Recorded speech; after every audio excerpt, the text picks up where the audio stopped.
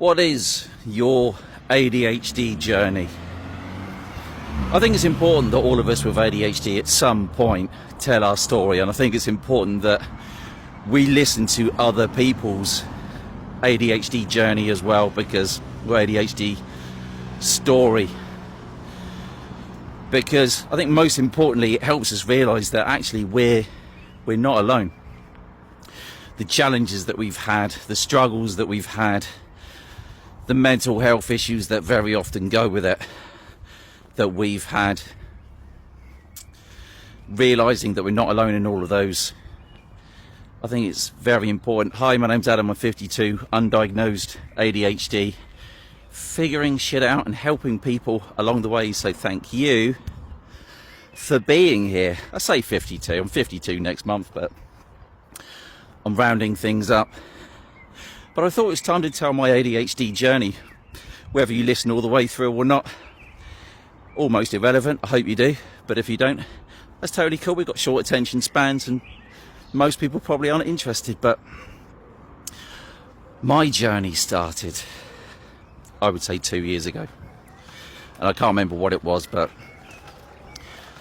I came across ADHD somewhere, and I must have read some symptoms and suddenly thought, hang on a minute, this sounds very, very familiar. And over the past 2 years, I've looked at it more and more, and I've studied it, and I've really studied it. I've bought a lot of books, watched a shed load of videos and anything that I can, to the point where when you realise you've got ADHD, even if you're undiagnosed, you know, yeah, you do know. The diagnosis is just going to add that 0.001% and go, yeah, you got ADHD. But when you get to the stage that we're at, you kind of go, yeah, I know what it is. But it started about 2 years ago when I was 50, and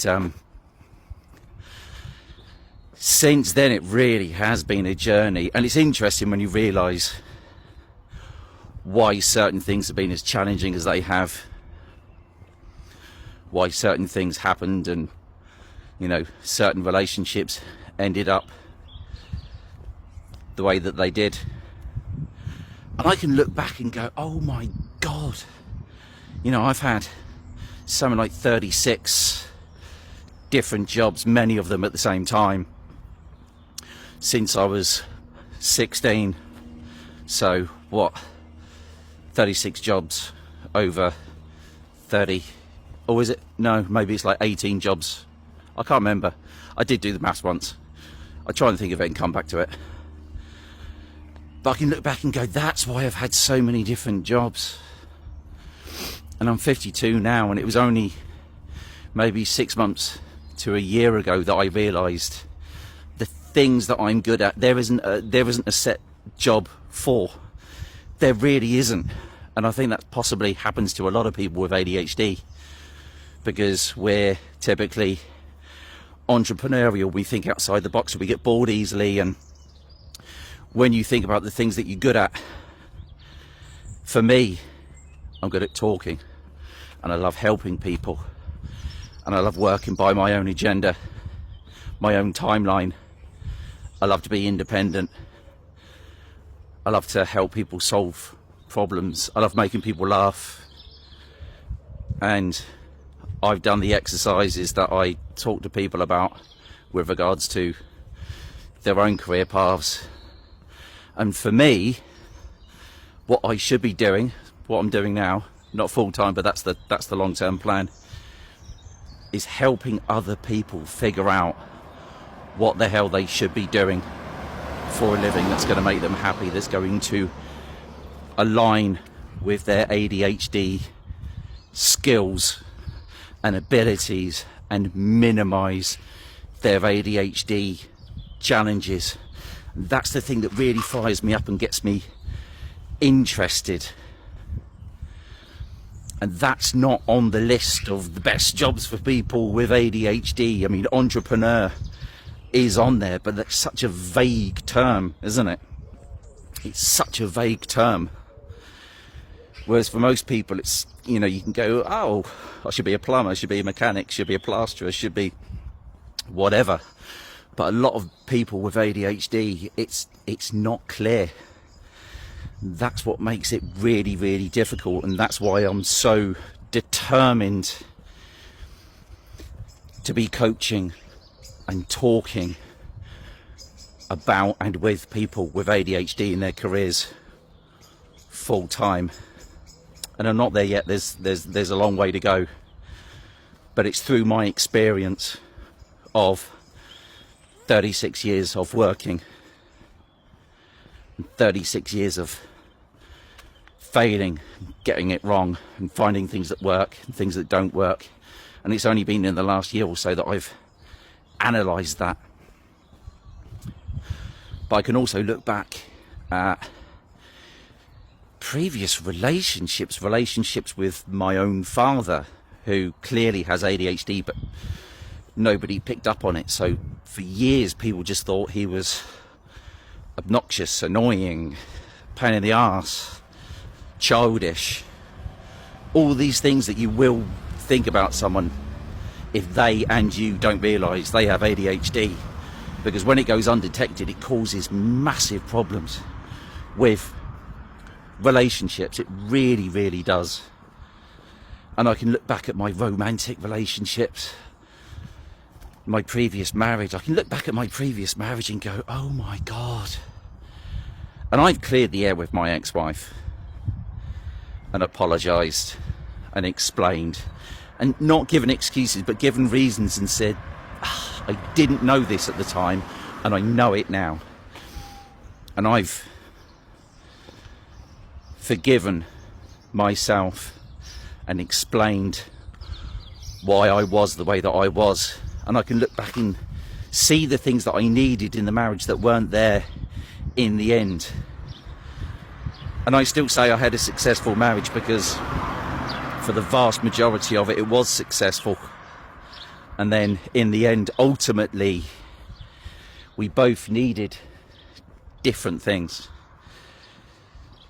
You know, you don't marry one person, you marry three. You marry the person that you think they are, the person they actually are, and the person they become due to being married to you. And if you have ADHD and you're in a relationship but you don't know about that ADHD, that can be really tough. That can really negatively affect things. It can positively affect things. You know, it can keep things exciting, and you know, there are positives to it. But the negative sides and the impact that can have on your relationship is, God, that's hard. And yeah, I have regrets, but I've learned to forgive myself, because you can't change that now. Now I'm almost 52, and I know what I need from a relationship and a partner, and I know what my strengths are, and I know what my challenges are, and I know what I can bring to a relationship, and I know what I need in a job and a career, and what I can bring to the table. And that is the coaching. That is the coaching. I have so much experience of jobs and what works and what doesn't, and it's through that experience that I know that I can help other people. And I've done career coaching. It just wasn't ADHD specific career coaching, but I'm finally in a place of my life now where I'm so aware of what I need in a career and in a relationship and in my social interactions, my social life. And I'm not desperate for a relationship anymore. And my whole objective now is to be a better version of me every day, and to help other people who don't know what they should be doing for a job and a career, and help them figure it out. And I had this conversation with my son over the weekend, who I just dropped off, and said, I am determined to make sure that you do not leave school and enter the world of college, university and work without knowing what your strengths are, without having the plan and the knowledge and the foresight that I have now. So, just about to jump on the train. But tell me your ADHD story. Tell other people. Let's share our stories and help each other out. I really want to know, what's your story? Give me a follow, give me a like. Post it in the comments. I'll follow and likes that side, I always forget. But yeah, what's your story? Let's start sharing, yeah?